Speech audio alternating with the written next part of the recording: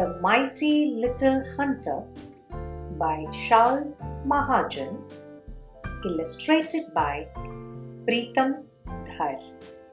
I am a hunter, big and brave. I catch all the leaves and things that trail. This morning I hunted a leaf. It fell to the ground. It was huge and wrinkly and made a whoosh sound.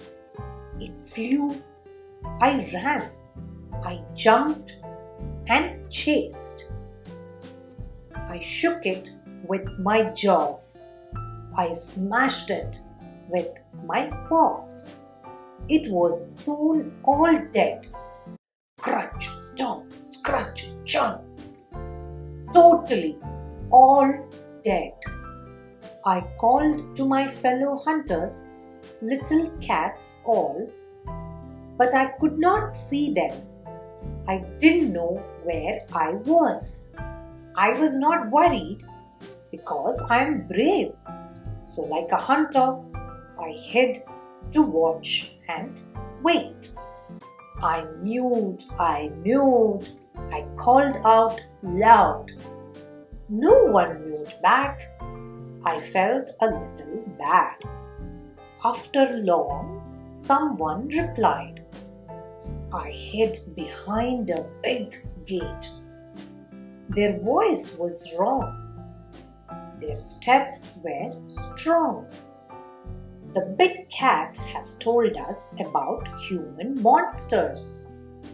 I jumped and ran, but it put out its long big paws and caught me.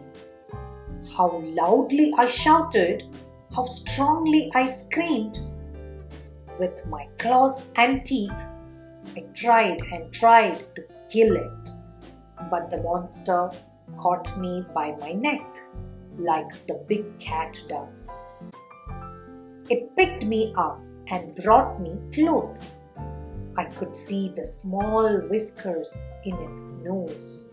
I didn't like its smell and I didn't like being held.